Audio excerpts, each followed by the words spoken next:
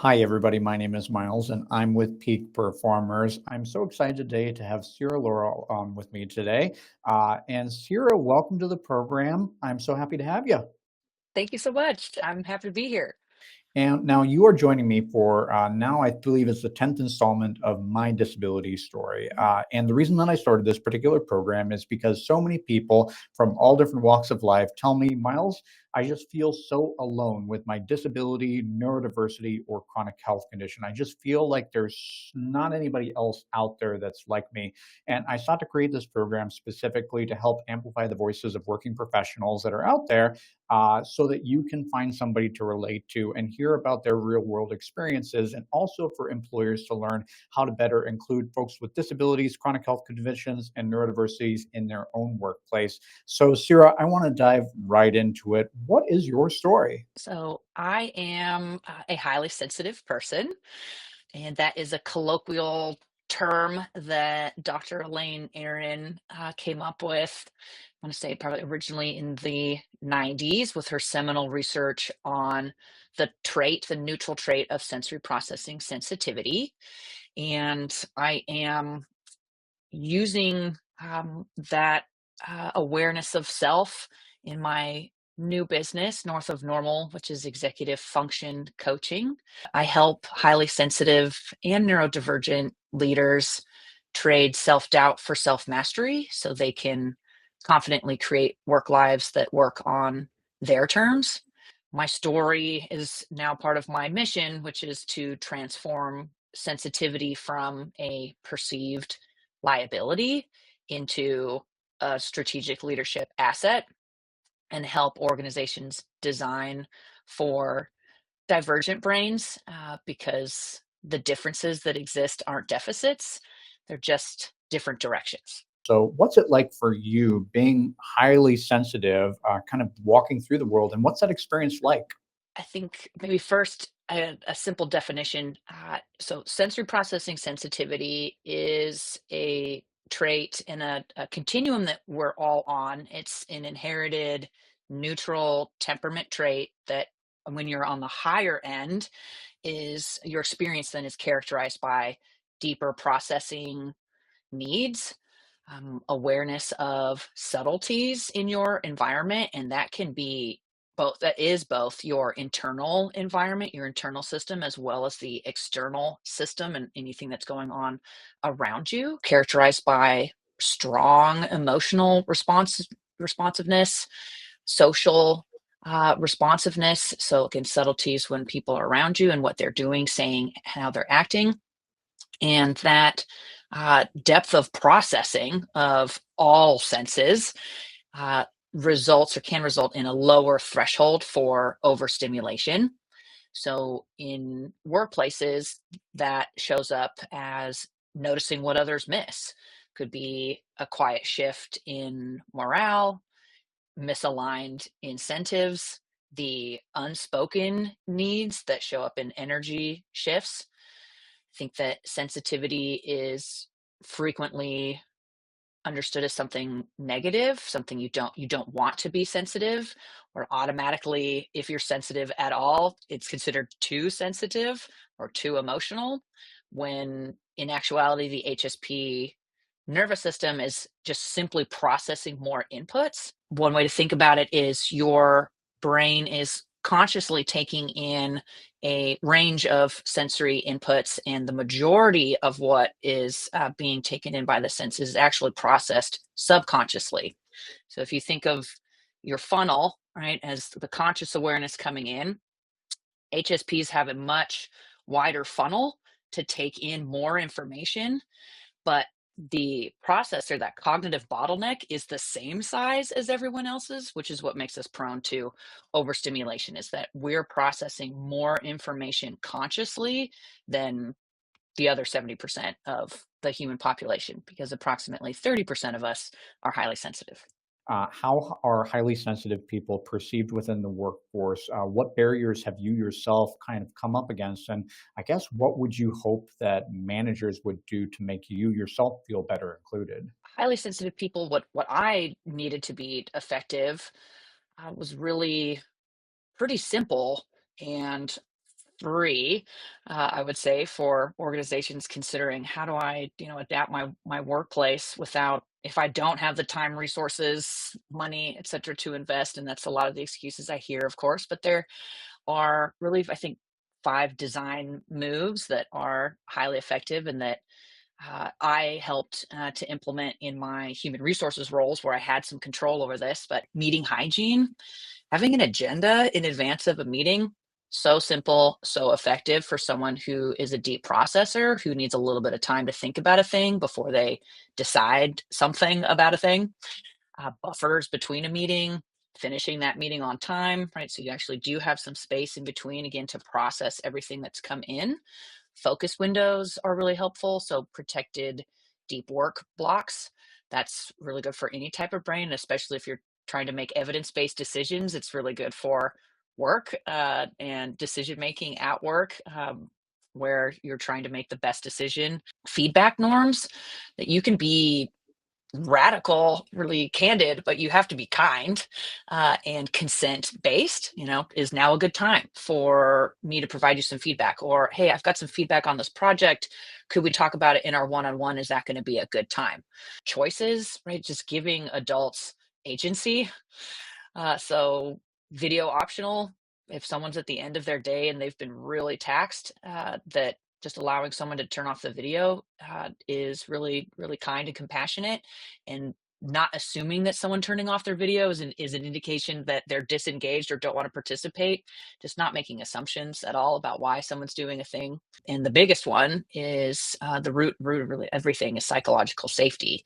Is that you're allowing, creating a space where somebody who does have a different processing style, has a different need than the majority, can say, what if we did it this way? Or could I have a little bit more time? Or I'd really like a little bit of, alone space to think about this. Could I come back to you, right, et cetera? Just feeling safe, saying something different, going against the grain or the norm. You recently appeared on Rethinkability along with me on a different panel, and you were there specifically to talk to employers and help change the culture about disability inclusion and neuroinclusion at work. So I was curious if you could comment a little bit more, particularly around the area of co-occurring conditions, because I can imagine that if you are highly sensitive and you face barriers due to your employment or you face barriers with progressing or even um, general meanness and cultural insensitivity towards you, that it would lead to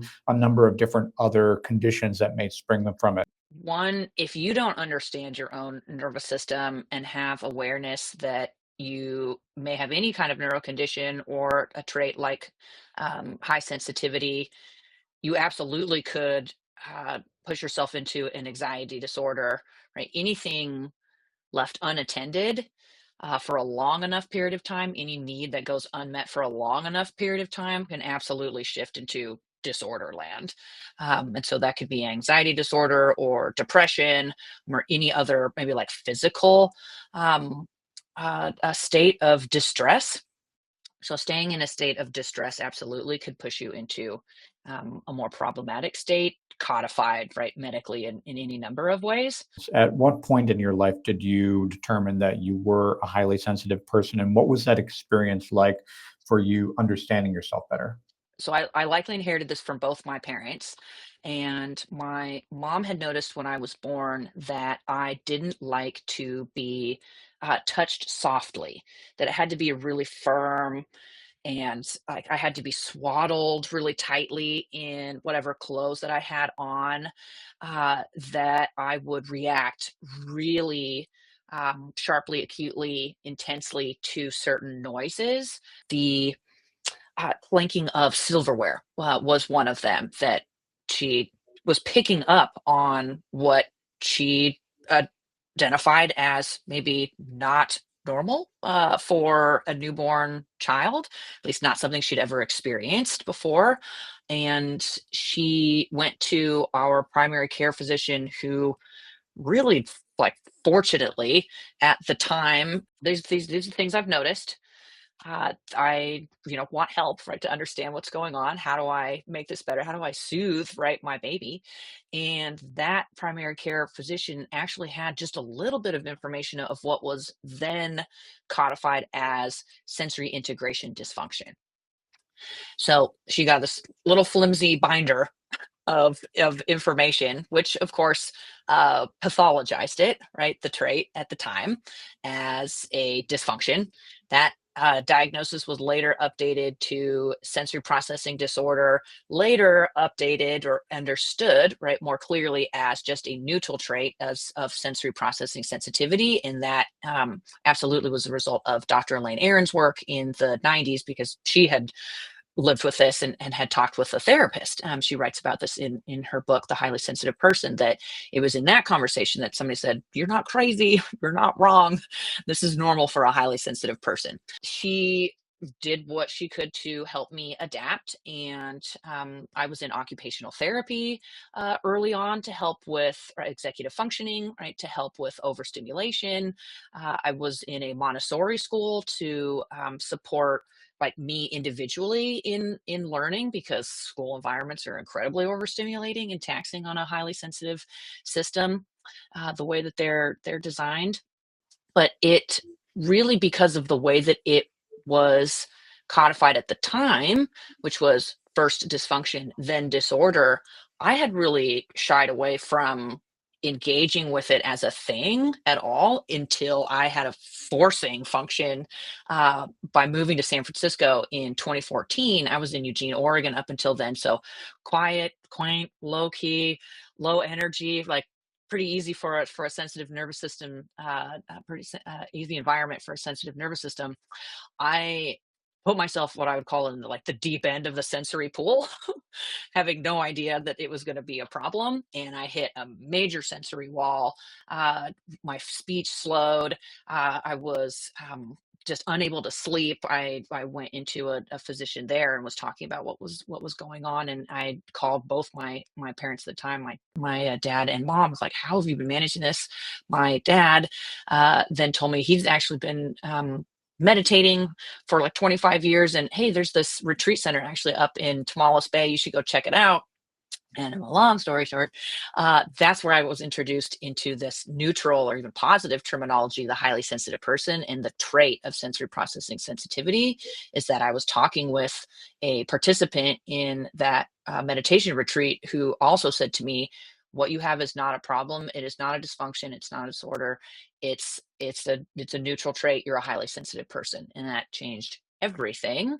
And it made me look inside, right, and actually acknowledge these parts of myself, reframe all these past experiences that I kind of suppressed, or wasn't addressing.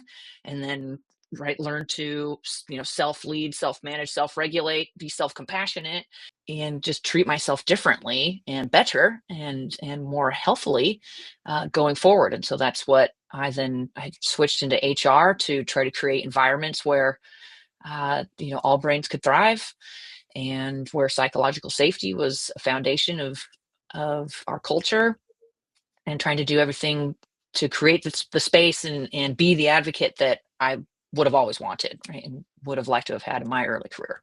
What would you say to those people that do feel like it's something that's, quote, just in your head that you can get over? And how would you like them to be more empathetic towards you in the future? I mean, the word sensitivity, I would wager, uh, for most people, they've they think of it as a negative.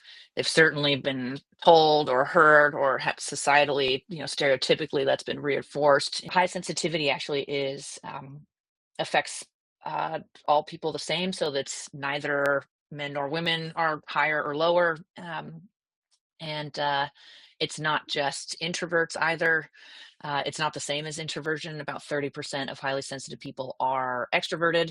So it's 50-50 men and women, about 30% are extroverted. It can coexist with other neural conditions. You can be highly sensitive and autistic, or highly sensitive and have ADHD. So it coexists with a lot of other neural conditions as well. What I would have people think about it differently is one, simply that it's a neutral trait, that research from 2018 actually uncovered that in a meta-analysis, that there are actually three groups: low sensitive, about 29%, the moderately sensitive, which is about 40%, and then 31% are highly sensitive. Now, these numbers are large enough, right, in each group to have a purpose when we think about it evolutionarily, that these traits that we have and have kept, right, as a human species, are alternative survival strategies. It makes sense to have a portion, a large enough but minority portion of the population, not running into some type of maybe irreversible decision, because it could mean death. So we have to have a group that pauses to check before making a move. And similarly, we can't have everyone just pausing to check, right, or resisting movement, because that can also mean death. So we do have to have another portion of the population that's willing to make a move. And so all of these differences are different directions, right? They are survival strategies.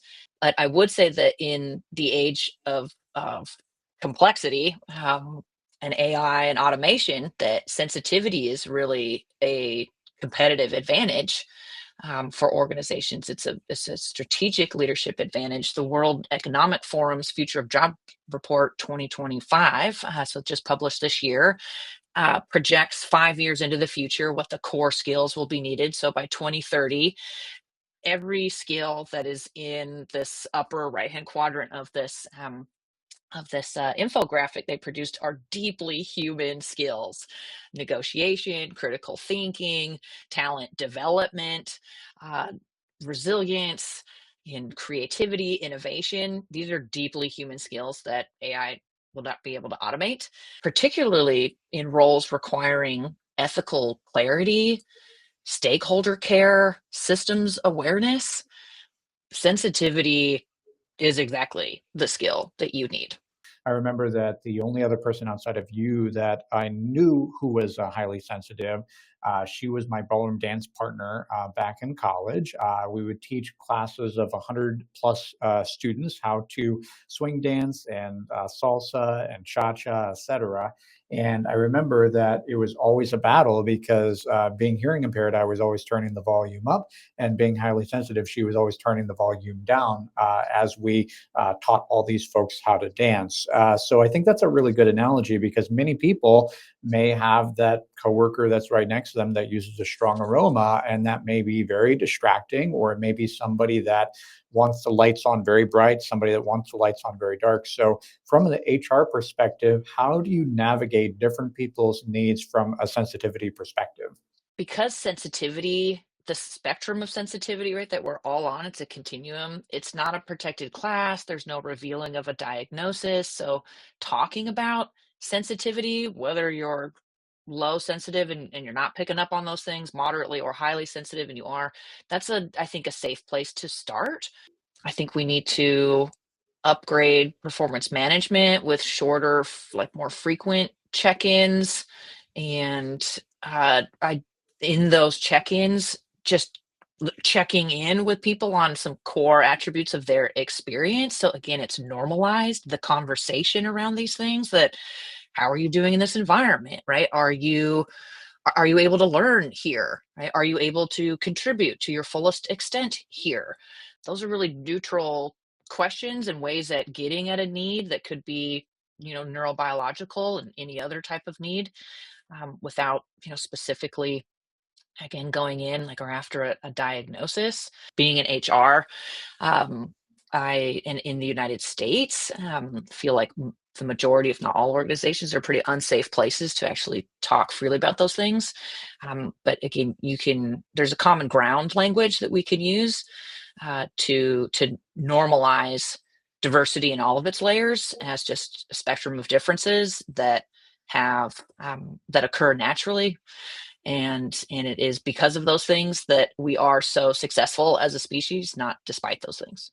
One of the other things that I picked up on that is an interesting nuance to me is you talked about how HSP is not necessarily a protected class under the law. So I guess, does it fall under the scope of disability? Because I've also heard you use it in the context of neuro inclusion. So talk to me about kind of like how is it actually regarded from like a legal standpoint right now?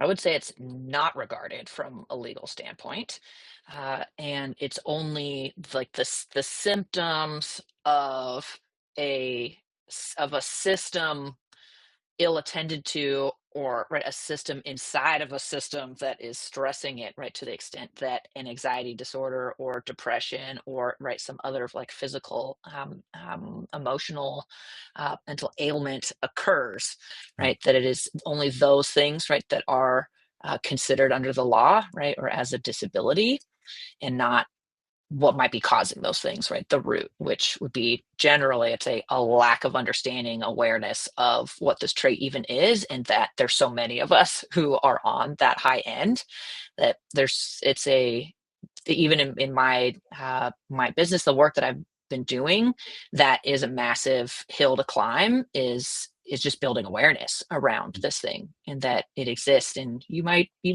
on this high end, and that might be why, right, XYZ. I'm kind of reminded of a TED talk that I watched a while back that was talking about neurodiversity, and more specifically autism, and how a lot of times the way to understand it is that the world is just not built for folks that are neurodiverse. The world is foundationally different. And they were arguing that, maybe in decades to come, we will see autism and various different other neurodiversities as we see left-handedness right now. Like, you once upon a time, a left-handed person had such difficulty functioning within our world that they had to relearn how to use everything with their right hand. So I'm curious, do you think that you'll see highly sensitivity, but also like neurodiversity in general kind of shift towards that, where it's more of an understanding that this is just a cognitive difference similar to left-handedness?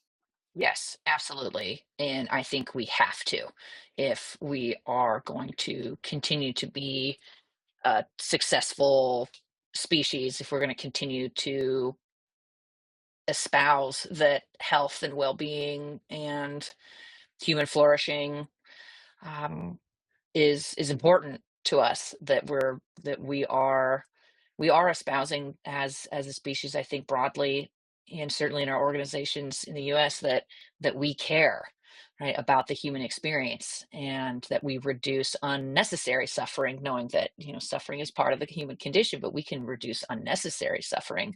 We have really aggressively, rapidly separated ourselves from nature. We could go on for a very long time about what the Industrial Revolution's progress for progress sake has done to the human mind and the human body, but it has not been helpful. What I am seeing is that we continue to try to separate ourselves from nature in so many ways, in so many human enterprises, and that separateness is like two halves just crying to get back together. That we have high sensitive, low sensitive, and the separateness around like of, and pointing fingers, particularly of one group not understanding another, saying we don't we really want to be like a mechanical system when we're a biological system. Leadership is biological. There's nothing mechanical about humans.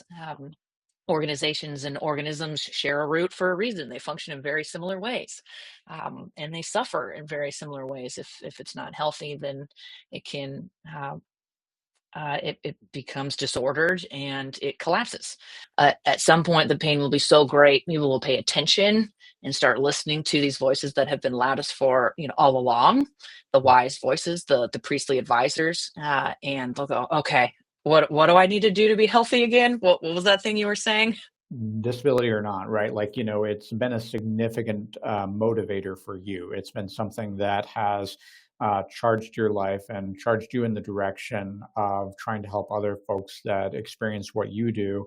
One of the things that stood out to me in some of our earlier conversations was you were talking about the experience of burnout, and many people use that word, throw it around a little bit, but tell me what the experience has been like for you when you experience burnout, and what would you say to others that are experiencing that right now? For me, it was slow and a slow degradation, a slow disordering, a movement from positive stress to like a eustress state, right, which is like an appropriate level of challenge, to the slow progression to an ever increasing inappropriate level of challenge, and an ignoring of fundamentally of needs. I mean, the irony of my situation is that in attempting to meet the needs of everyone else as a director of people, I ignored my own, and it was months before I my back was against a wall and I couldn't get out of bed for more than 15 minutes. I had practically zero energy, and I was struck, a little embarrassed, of course, by how much I had forced myself to keep moving in such a state of disrepair and disorder and unhealth.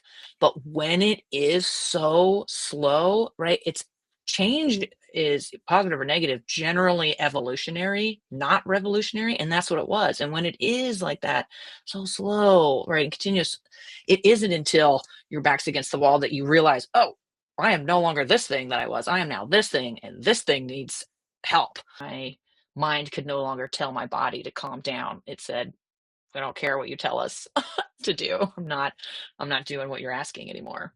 So, what would you say to other people that are experiencing that right now or can see that they're going in that direction? Pause. I think one of the things that I absolutely ignored is that just a simple pause and an elongated breath will teach your body that it is okay to be still.